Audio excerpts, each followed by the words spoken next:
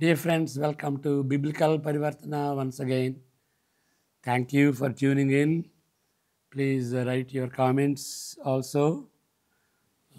Even if you don't agree, that will help me so that I can be better in the ministry of the word. ఈ దినానికి అంటే September 12కి సంబంధించినటువంటి వాక్య భాగం 2వ సమూయేలు 7వ అధ్యాయం. 7వ అధ్యాయం చాలా ఫేమస్ అధ్యాయం. ఎందువలనంటే దేవుడు ఆ దావీదుకి ఇచ్చినటువంటి వాగ్దానం. ఆయనకి ఇల్లు కడతాను అంటే, దేవునికి ఇల్లు కడతానంటే, లేదు నేనే నీకు ఇల్లు కడతాను అనేటువంటి ఆ యొక్క ప్రవచనం. ఈ ప్రవచనాలని ఏ విధంగా అర్థం చేసుకోవాలి అనేటువంటిది ప్రార్థన చేసుకుందాం. May the words of my mouth and the meditation of our hearts be acceptable in thy sight, our rock and redeemer. Amen. బైబిల్లో ప్రవచనాలు ఏ విధంగా అర్థం చేసుకోవాలి? బైబిల్ ఇంటర్ప్రిటేషన్ గురించి ఇంగ్లీష్లో చెప్పబోతున్నాం. చాలా ముఖ్యమైనటువంటిది. ఒక విధంగా ఈ ప్రిన్సిపల్స్ లేకపోతే చాలా డినామినేషన్లు, చాలా కల్ట్స్ వెలువడుతున్నాయి. బైబిల్ని బేస్ చేసుకుని దాన్ని అర్థం చేసుకోవాల్సినటువంటి తీరులో అర్థం చేసుకోకపోతే చాలా నష్టం అన్నమాట. కొంచెం అర్థం చేసుకున్నా కానీ చాలా లాభం. ఇప్పుడు పాత నిబంధనలో ఉన్నటువంటి ప్రవచనాలు, క్రొత్త నిబంధనలో కూడా ప్రవచనాలు ఉన్నాయి, కానీ పాత నిబంధనలో ఎక్కువ ఉన్నాయి. అవి యేసు ప్రభువుని సూచించేటువంటి ప్రవచనాలు. కానీ యేసు ప్రభువుని బట్టి సూచిస్తుంటే అక్కడ ఉన్నటువంటి వాళ్ళకి ఏం ఉపయోగం? ఇప్పుడు మోషే కానీ, లేక ఇర్మియా కానీ, ఇప్పుడు సమూయేలు ఎవరు రాశారో మనకు తెలియదు. సమూయేలు గ్రంథం మరి రాసినటువంటి వాళ్ళు అక్కడ ఉన్నటువంటి వాళ్ళకి సందేశం ఇస్తున్నారు. ప్రవచనం అని అంటే రెండు విధాలుగా అర్థం చేసుకోవాలి. ఒకటి ఏంటంటే ఫ్యూచర్కి సంబంధించింది, రెండోది ఏంటంటే దేవుని సందేశం అక్కడ ఉన్నటువంటి వాళ్ళకి చెప్పటం. అది ఫ్యూచర్కి సంబంధించిన ఉండొచ్చు, లేకపోతే సంబంధించకపోయినా సరే, దేవుని యొక్క వర్తమానం, దేవుడు ఏం చెబుతున్నాడు ఆ ప్రజలకి, అది ప్రవచనం. ఆ విధంగా అర్థం చేసుకోవాలి మనం. అప్పుడు ఆ విధంగా అర్థం చేసుకుంటే మరి ఇక్కడ సమూయేలు అనుకోండి, 2 సమూయేలు గ్రంథం మనం చూడబోతున్నాం. అక్కడ ఎవరికైతే రాశాడో అక్కడ ఉన్నటువంటి ప్రజలకి, వాళ్ళకి ఏదో అర్థం ఉండాలి కదా. దేవుని సందేశం ఏంటి? ఇప్పుడు ప్రవక్తలందరూ కూడాను దేవుని యొక్క సందేశాన్ని అందించేటువంటి మధ్యవర్తులుగా ఉన్నారు. మరి వాళ్ళకేం మెసేజీ? ఇప్పుడు ఆయన ఇచ్చినటువంటి సందేశం యేసు ప్రభువుని గురించి, లేకపోతే మనల్ని గురించి, లేకపోతే క్రొత్త నిబంధన గురించి చెబుతుంటే మరి వీళ్ళు అక్కడ ఎవరికైతే ఇవ్వబడిందో, ఎవరికైతే చెప్పబడిందో వాళ్ళు ఏమనుకుంటారు? ఏంటంటే పిచ్చి పిచ్చి మాటలు మాట్లాడుతున్నావు, మాకు నువ్వు చెప్పేమేం అర్థం కావట్లేదు, మాకు సంబంధించింది ఏంటో చెప్పు అని అంటారు. కాబట్టి మన ఒక్కొక్కసారి మన వర్తమానం కూడా, మన ప్రీచింగ్ కూడా అట్లాగే ఉంటుంది. అక్కడ ఉన్నటువంటి సందర్భానికి చెందినటువంటి రీతిగా ఉండదన్నమాట. ఏదో మోషే ఏం చెప్పాడు, యేసుక్రీస్తు ఏం చెప్పాడు, దానికి సంబంధించిందే చెబుతాం. కానీ లేకపోతే పరలోకంలో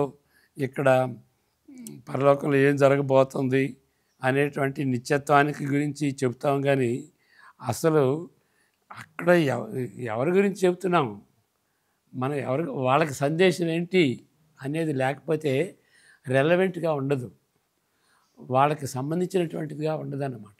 అదే రీతిగా దేవుడు ఏదన్నా సందేశం ఇస్తే వాళ్ళకి సంబంధించినట్టుగా ఉండాలన్నమాట. కాబట్టి ఎప్పుడైనా సరే ప్రవచనం కానీ ఏదైనా కానీ ఆ గ్రంథకర్తని ఎవరికి చెబుతున్నాడు, ఏ సందర్భంలో చెబుతున్నాడు, ఆ మెసేజ్ ఏంటి అని చెప్పాలి. ఇప్పుడు దావీదుకి దేవుడిచ్చినటువంటి ఆ యొక్క వాగ్దానం అది ప్రవచనంలాగే ఉంటుంది. వెంటనే అది తీసుకుని 7, 13, 14 తీసుకుని అది యేసుక్రీస్తుకి సంబంధించింది అని చెబితే మరి అక్కడ ఉన్నటువంటి వాళ్ళు ఏమనుకుంటారంటే పిచ్చోడు అనుకుంటారన్నమాట.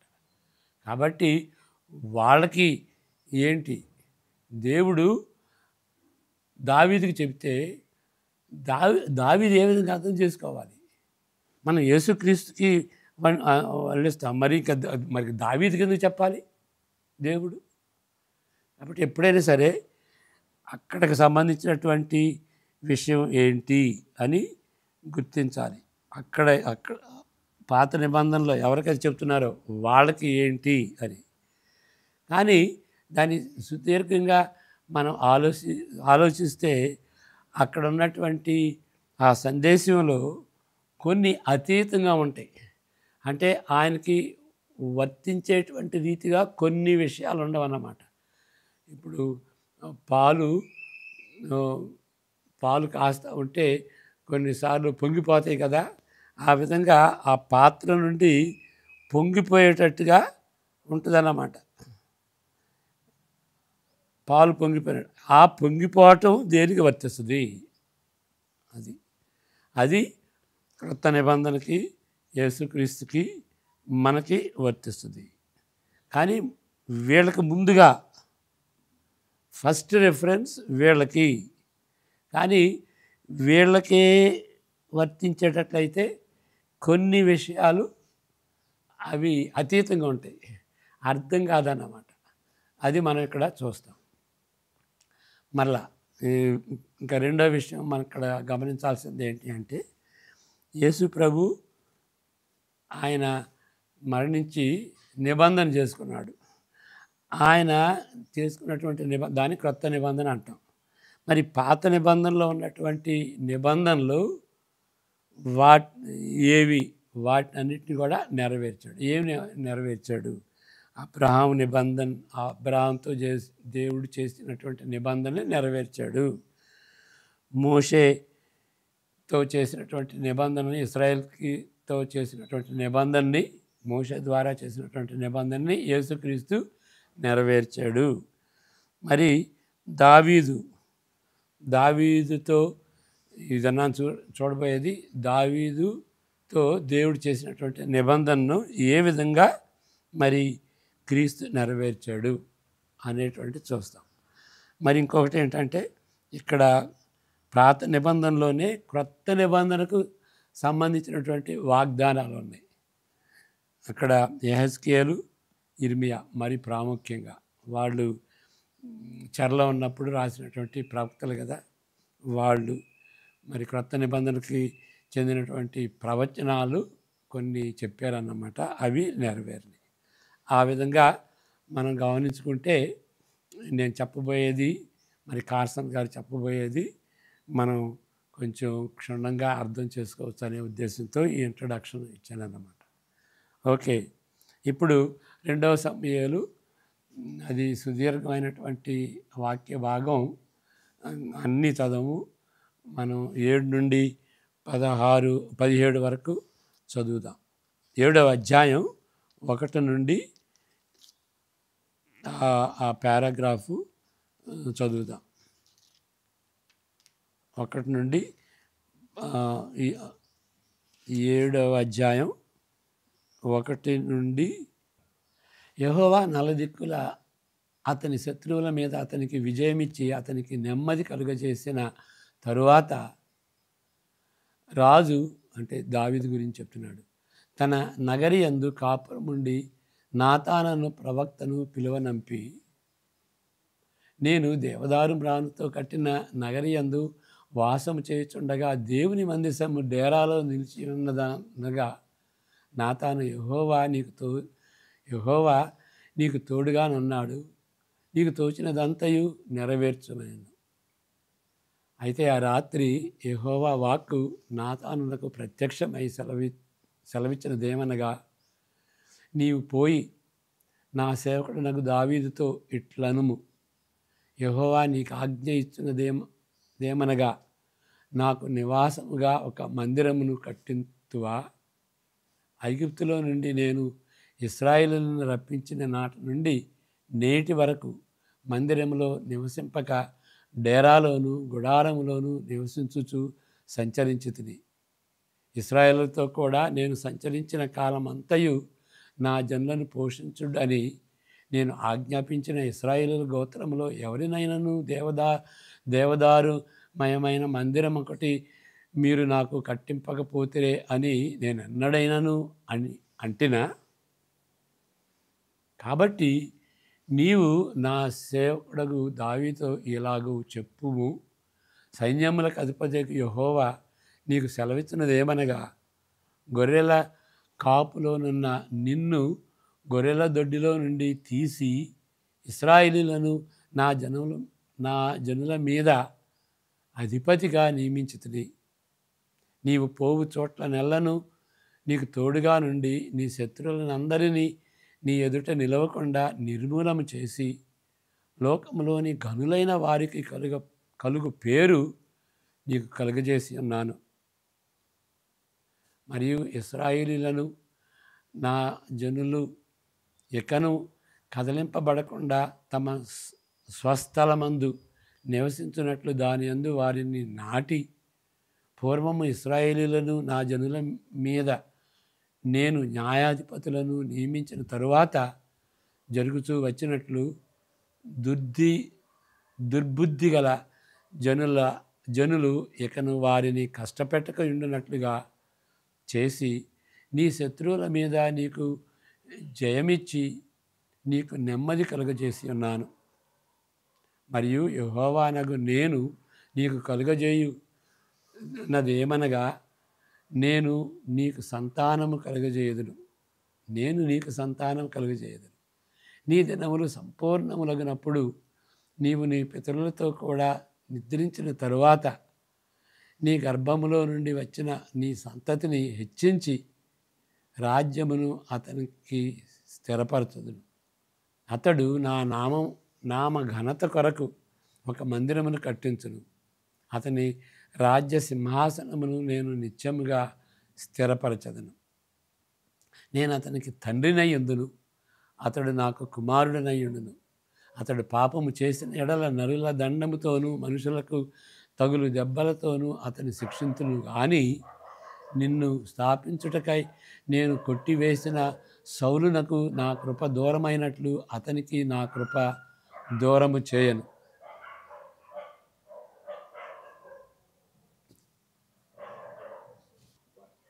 నీ మట్టుకు నీ సంతానమును నీ రాజ్యమును నిత్యము స్థిరమగును, నీ సింహాసనము నిత్యము స్థిరపరచబడును అనెను. 17వ వచనం కూడా చదివితే బాగుంటుంది. తనకు కలిగిన దర్శనమంతటిని బట్టి ఈ మాటలన్నిటి చొప్పున నాతాను దావీదునకు వర్తమానము తెలియజెప్పెను.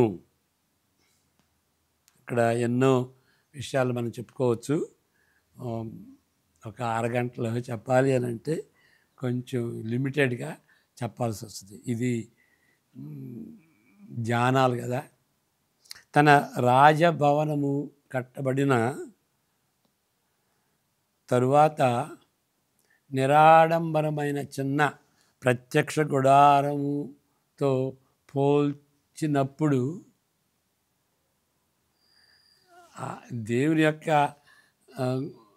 యొక్క ఆలయం ప్రత్యక్ష గుడారం ఒక టెంట్ లాగా ఉన్నది. ఆయనైతే రాజభవనంలో ఉంటున్నాడు. అది దాన్ని పోల్చినప్పుడు తాను రాజభోగముతో నివసిస్తున్నట్లు దావీదు గుర్తించెను. నిబంధన మందసం ఉంచుటకు ఒక గృహాన్ని కట్టవలనని ఆయన ఆశిస్తున్నాడు. అది 7వ అధ్యాయానికి సంబంధించినటువంటి అంశం. అయితే చెప్పును వేరే కాలుకి తొడిగినట్లు నాతాను ప్రవక్త ద్వారా దేవుడు తారుమారు చేస్తున్నాడు.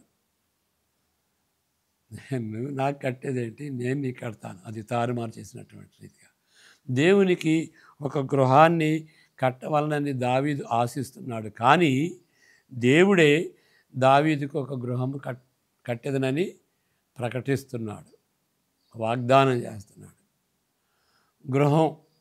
ఒక గృహం కడతాను. గృహం అనే పదము ఒక భవనాన్ని సూచించవచ్చును, కానీ ఆ అర్థాన్ని పొడిగించినప్పుడు అది కుటుంబానికి అంతేకాదు వంశానికి కూడా వర్తిస్తుంది.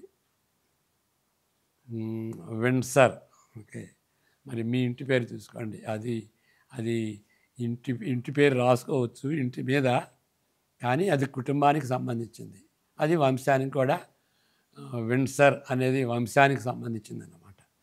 అలాంటిది మొదటి అర్థంతో, అంటే ఒక గృహం, భవనం, ఆ అర్థంతో దావీదు దేవునికి ఒక గృహాన్ని కట్టేదననే ఆశను వ్యక్తపరిచాడు. మరి 3వ అర్థంతో, అంటే వంశం అనేటువంటి అర్థంతో దేవుడు దావీదుకు ఒక గృహాన్ని కడతానని పేర్కొంటున్నాడు. సొలొమోను దేవునికి ఆ గృహమును కట్టనున్నప్పుడు అంతిమంగా దానిని అనుగ్రహించేది దేవుడే. ఓకే, ఆయన కట్టేదనని చెప్పుతున్నది వారు అనుకున్న దానికంటే ఎక్కువ కాలమే మన్నేటువంటి గృహం. అది గమనించుకోవాలి. వాళ్ళు అనుకున్న దానికంటే ఎక్కువ కాలం మన్నేటువంటి గృహం. దీనికి సంబంధించినటువంటి డీటెయిల్స్ మనం ఇప్పుడు చూద్దాం. కాబట్టి ఈ సందర్భంలో విశేషమైన వాగ్దానాలను దావీదుకు దేవుడు వాగ్దానం చేస్తున్నాడు. యెహోవానగా నేను నీకు తెలియజేయమనగా నేను నీకు సంతానము కలుగజేయుదును, establish a house for you అని దేవుడు సెలవిస్తున్నాడు. 11వ వచనంలో చూసాం. దావీదు మరణానంతరము తన వంశమును కొనసాగిస్తాడని ఈ మాటలు కూడా వాటిలో కలిపి చెప్పుతున్నాడు. అంటే నేను సంతానాన్ని ఇస్తాను అని చెప్పటమే కాదు, ఆయన మరణానంతరం కూడా ఆ యొక్క వంశాన్ని కొనసాగిస్తానని దానితో కలిపి వాగ్దానం చేశాడు. నీ గర్భములో నుండి వచ్చిన నీ సంతతిని హెచ్చించి రాజ్యమును అతనికి స్థిరపరచదును. అతడు నా నామ ఘనత కొరకు ఒక మందిరము కట్టించును. అతని రాజ్య సింహాసనము నేను నిత్యముగా స్థిరపరచదును అని మరి సొలొమోను గురించి చెప్తున్నాడు. ఇది సొలొమోనుకు తప్ప వేరే వారికి వర్తించదు. ఇక్కడ చూడండి, దావీదుకి చెప్పినటువంటిది ఏంటంటే, నీ కుమారుణ్ణి, ఓకే, నీకు సంతానం ఇస్తాను, ఆయన్ని స్థిరపరుస్తాను అనేది ఎవరికి చెందుతుంది? సొలొమోనుకే చెందుతుంది. ఇక సొలొమోనుకే చెందుతుంది.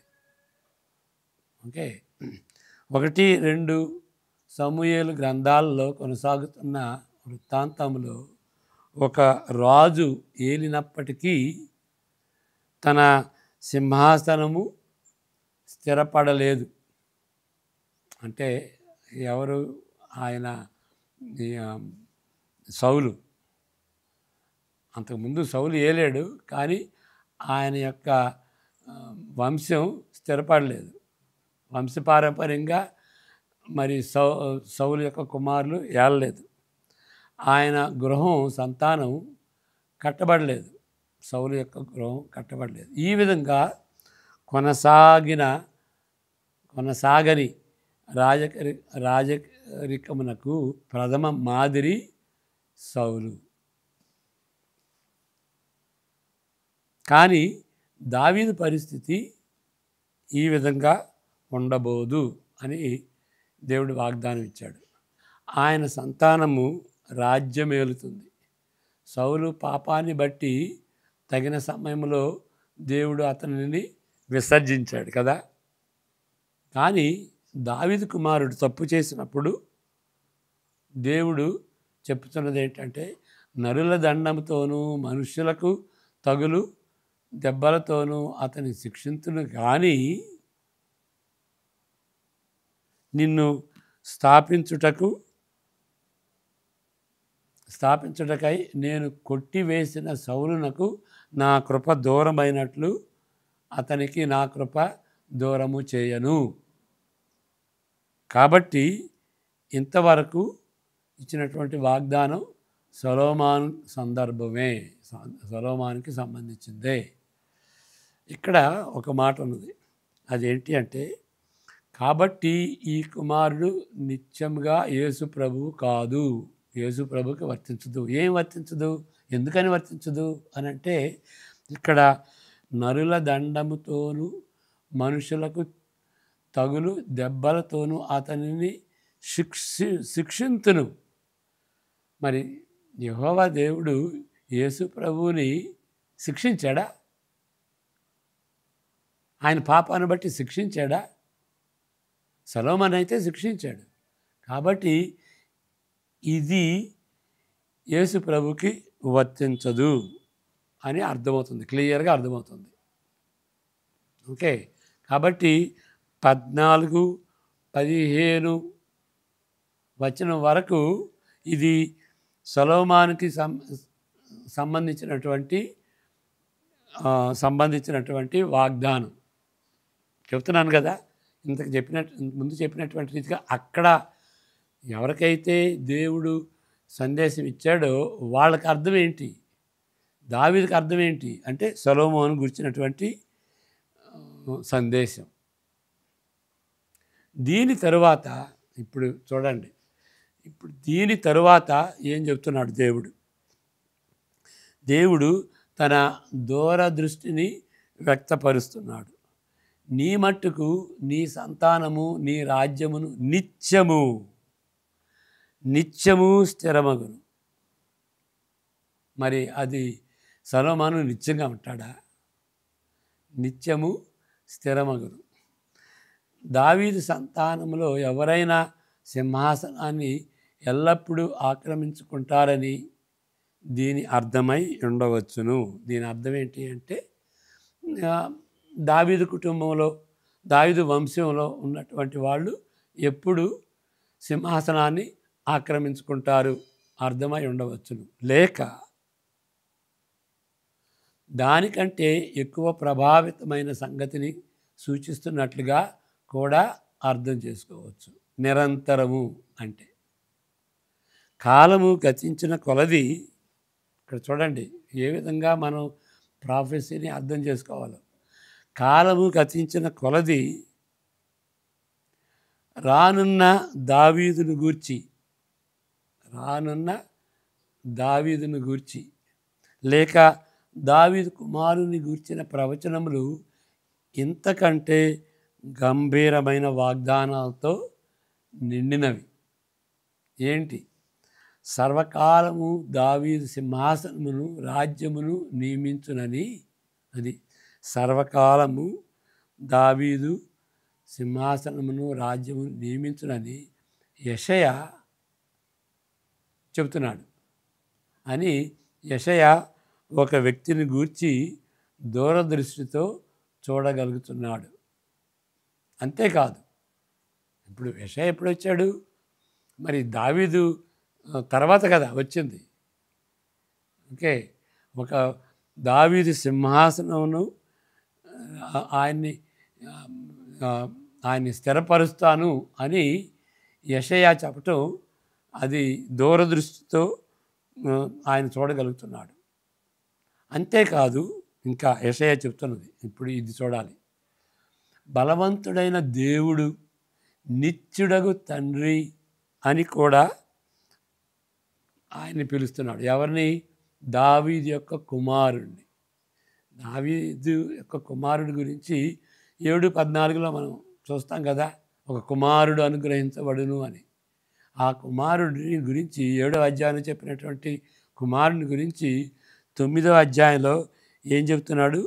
ఆయన ఎవరు అంటే బలవంతుడైన దేవుడు, నిత్యుడగు తండ్రి అని పిలువబడుతున్నాడు. కాబట్టి వీటిని బట్టి అంటే ఒక విధంగా మనం ఏం అర్థం చేసుకోవచ్చు అంటే, నిత్యం స్థిరంగా ఉంటాడు అంటే తన కుటుంబంలో ఉన్నటువంటి వ్యక్తి ఎప్పుడు రాజుగా ఉంటాడు అని అర్థం చేసుకోవచ్చు. కానీ తర్వాత చెప్పినటువంటి మాటలు, దావీదు కుమారుని గురించి చెప్పినటువంటి మాటలను బట్టి అది నిత్యంగా ఉండేది అని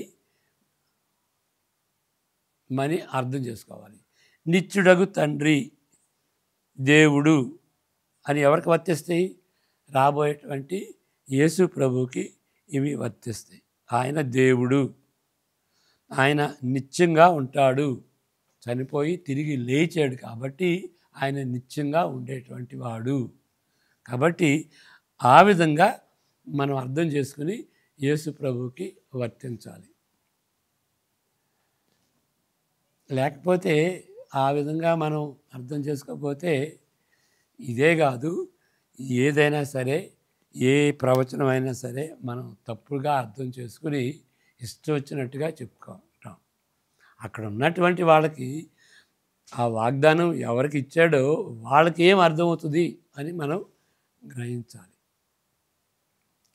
ఇప్పుడు ఇంకొక విషయం మనం గ్రహించాల్సింది ఏంటంటే, యేసుక్రీస్తు గురించి ఏదో 4 BCలో పుట్టాడు, లేకపోతే 1లో పుట్టాడు, ఆయన మనిషి అని అని చాలామంది అనుకుంటారు. అది చాలా తప్పు. ఆయన గురించినటువంటి ప్రవచనాలు ఈ విధంగా అంటే వేరే వాళ్ళ గురించి, సైరస్ గురించి ఉన్నదనుకోండి, లేకపోతే బాప్తిస్మ యోహాను గురించి కూడా ఉన్నదనుకోండి. కానీ ఈ విధంగా అనేక కోణాల్లో, అనేక స్ట్రాండ్స్ అంటారు, అనేక దారాలు, ఇప్పుడు తివాసి దారాలు ఎట్లా ఉంటాయి, ఎన్నో దారాలు కలుసుకుని డిజైన్గా ఉంటాయి అన్నమాట. ఆ విధంగా పాత నిబంధనలో యేసుక్రీస్తు గురించి అలాంటి దారాలన్నమాట, డిజైను, టాపెస్ట్రీ అంటారు. ఆ విధంగా తివాసి కుట్టినట్టుగా కుట్టడానికి అన్ని దారాలన్నీ కలిసి ఉన్నాయన్నమాట. యేసు ప్రభులో ఆ దారాలన్నీ కూడా కలుసుకుని ఒక తివాసిలాగా ఉన్నది. ఆ విధంగా మనం అర్థం చేసుకోవాలి. కానీ అప్పుడు ప్రవచనం చెప్పింది అప్పటికే వర్తిస్తుంది అని గ్రహించాలి. ఓకే, ప్రార్థన చేసుకుందాం. May the grace of the Lord Jesus Christ, the love of the Father, and the fellowship of the Holy Spirit be with each one of us now and all the days to come. Amen. God bless you.